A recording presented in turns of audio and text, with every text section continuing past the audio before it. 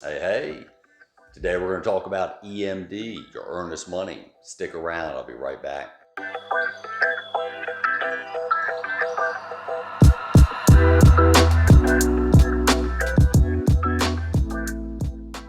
Hey there, this is Brandon Lewis with Integrity Home Mortgage, your local residential mortgage lender since 2002. Running a little YouTube channel here, trying to put out as much great information as we can to take the pain out of the process. Keep in mind, as we always say, the mortgage process is frustrating even under the best of circumstances. Click that subscribe button so you don't miss any upcoming news, videos, tips, any great information like that. Click that bell as well so you're notified when this great information is coming out. And of course, if you have any questions, requests on video topics, throw them down in the comments. We'd love to hear your feedback or any suggestions. And if compliance will allow me, I'll happily make a video on it. Okay, today we're going to talk about your earnest money deposit, also called your EMD, as if there's not enough acronyms in this industry as it is. So what is an earnest money deposit? An earnest money deposit is money that accompanies your offer to purchase a home and shows signs of good faith that you will proceed with the contract. So essentially, it's money you're putting out there and willing to lose if you were to violate the contract. The more money you put into it, the more serious it shows the seller that you are. All right, so let's talk about how much should we put out there as an earnest money deposit. What's the right dollar amount to present to that seller? Well, that's generally dictated by the market.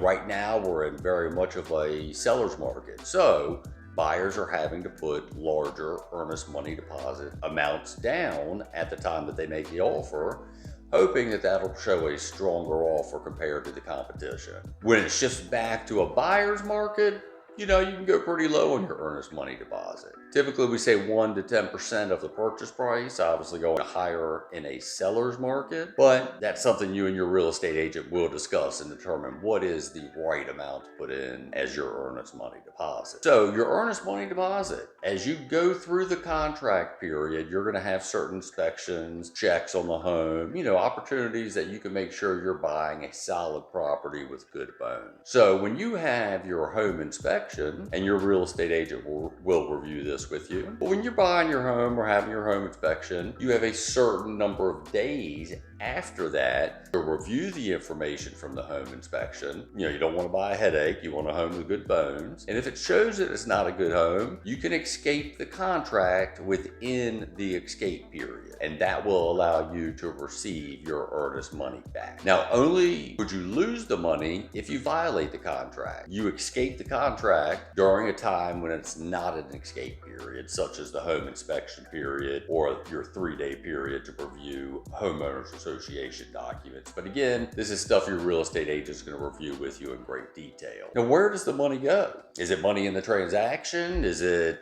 coming back to you at closing? Well, it all depends. As long as everything goes forward with the contract and we're proceeding with closing, your earnest money deposit is going to be considered money in the transaction already, right? So it's going to go towards any closing costs or down payment requirements that you are supposed to meet. So for example, let's say your earnest money deposit is $1,000. Your lender has told you that you need to bring a total of $10,000 to closing to cover closing costs and down payment. Now, since you put $1,000 up front, you will only bring $9,000 to closing. So as I said, money in the transaction, money going towards purchasing that home, absolutely not a loss there. All right, quick recap on your earnest money deposit. Primarily, it's a deposit on the home that you want to buy. It's a sign of good faith that you're going to honor all the details on the contract and be compliant within all the requirements. You do have a few escape periods during the contract period that will allow you to retain your earnest money deposit. And again, consult your real estate agent about those periods, as that can be different from state to state. All right, and then the last detail is keep in mind